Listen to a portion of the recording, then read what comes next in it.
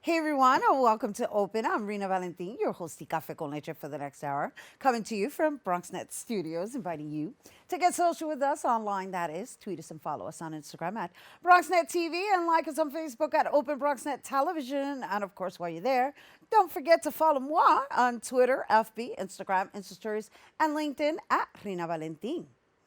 Our first guest is an attorney and entrepreneur. He is the co founder of Hoodspitality, a food and hospitality group that consists of four restaurants and a catering company that feeds and entertains tens of thousands of New Yorkers. And during the height of the pandemic, he basically never failed to pay his employees and donated food, I should say, to local hospitals across the Bronx and provided 3 million meals and has continued throughout this year as a member of the New York City Hospitality Alliance. He's constantly advocating and supporting local businesses throughout the five boroughs. And here now to share more is entrepreneur and hoodspitality Yeah. co-founder Alfredo Angueira. Thank you so much for having me. Well, thank you for being here and thank you for your service to our community. It was important for us to introduce you with just the the obstacles I would say that may or could have presented themselves throughout the pandemic because it was really rough for the restaurant business throughout the height of the pandemic. So let's start there.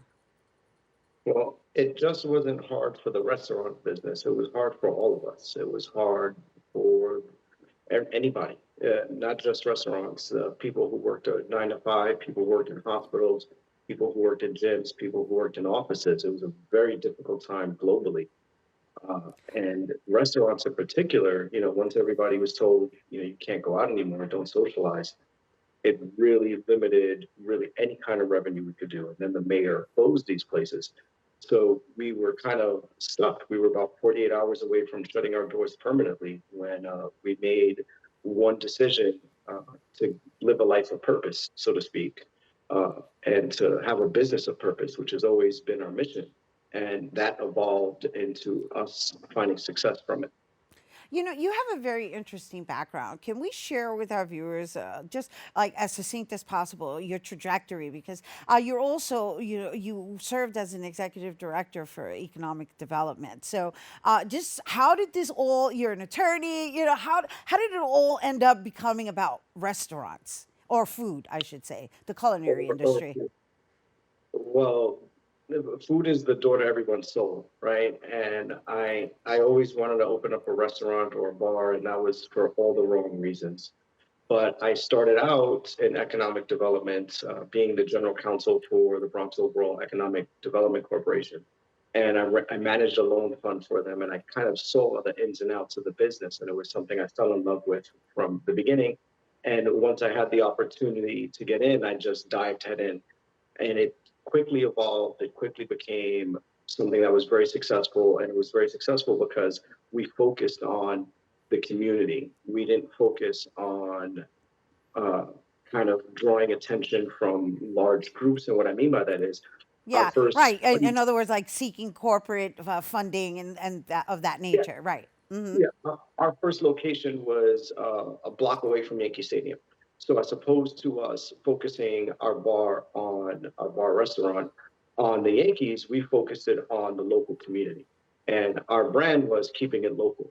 We wanted to provide the local community that lived around the 161st Street area with some place to go, some place to eat, some place to take their friends.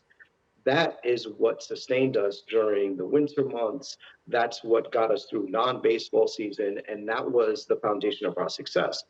And we use that to give back as much as we could to the local community.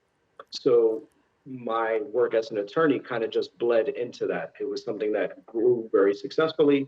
And then I kind of had an understanding of where the trajectory was going within the borough of the Bronx. This was before all the development in the Mott Haven region. So before that, anybody who's been in the South Bronx, Mott Haven knows what it looked like before. It Right. looks totally different now. It Oh looks like Long yeah. Island City. My Haven Yeah. is like its own little trending spot now. I mean, it's actually I shouldn't even say little because it continues to expand. And Bistro was one of the first ones there, so I know. Yeah, Bistro was actually, I think, the second new restaurant to open around Mott Haven. At that time, there was Don Pancho's, and I'm pretty sure that that was it at the time, and Mott Haven Bar and Grill. Bistro came on board, and then quickly thereafter, a lot of other restaurants came around the area, and then the economic boom that is currently in Mott Haven occurred. Now we have about 10 high rises going up in the area. Yeah, I know. It's great. It's a wonderful spot to just kind of pick and choose, right? And be like, oh, you know what? I'm Yeah. just going to hang in this block. It's like one block. Yeah. Well, it's huge when you look at someplace. When you look at what we do at the New York City Hospitality Alliance and how we try to pull all these restaurants in and say, look, we all have a voice. We have a voice as community partners. We have a voice as entrepreneurs. We have a voice as employers. And how do we exercise that voice within this demographic? Here in the South Bronx and in Mott Haven, it's been creating a community with all the restaurateurs and the businesses, and each one looking out for each other. So let's talk a little bit about the New York City Hospitality Alliance and Hoodspitality, right? So just give us Yeah. the difference in how are you like a sub version of it in it's catering to a No, specific no. Okay, you already know what I was no, going yeah. to ask. So yeah. Yeah, Good. Hoodspitality is a group that my partner and I founded that is the management company for our Restaurants. restaurants. Okay. Yes, so we have four separate restaurants that are under that group that we manage. As that evolved, we now have branched out into real estate. We currently own One Bruckner Boulevard, where the old Mott Haven Bar and Grill was. We currently own 136 Alexander. We currently own a building in Westchester. So we're expanding the portfolio not just to include restaurants, but restaurants and the buildings that they will be housed in. So this way we have more control over our own destiny. We're our own landlords. That's beautiful. That's amazing. And then we're running out of time, but I do want to share that that you also bring your cultura into everything that you're doing, right? Because it's infused into all of the food. So let's talk about that before we go and why this has been your mission and how you came full circle. It's my mission because I mean, I don't know anything else. That's how I was raised. That's how my abuela brought me up. That's how my mother raised me. Um, our cultura is a lot more than just what we eat. It's what we do. It's who we are. It's the skin we wear. It's how we breathe. It's how we talk. It's how we think. And service has always been a huge thing in my family. My mother used to always say that we have to live a life of purpose. We can't take all these things with us. So we have to give back as much as we receive. And applying that to business, we found that as much as we give out, the community supports and gives back right back to us. If we do a turkey drive, those same people who we gave turkeys to in November are coming to celebrate with us in the spring when we open up.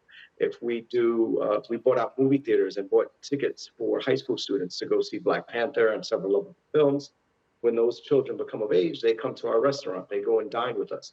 That is a community supporting itself. That is a community taking its own economic destiny, where you say, every dollar I spend here in the South Bronx in Mott Haven is going to get rotated 6 or 7 times before it ever leaves. That's us taking care of us. That's amazing. Oh my gosh, I want to be your mentee. Thank Me you. too. I'm gonna start writing these down. I was like, good, you said that. That's pretty good. To yourself, that's hilarious. To myself, I look in the mirror. I'm like, oh, wow.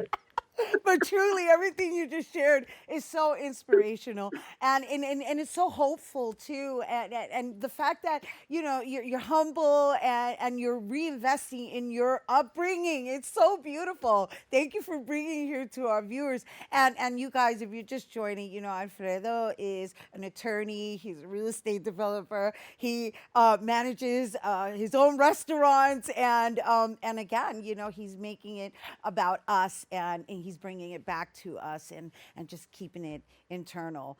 Because why? He comes from economical development, and that's how it's done. Bravo, That's exactly. Alfredo!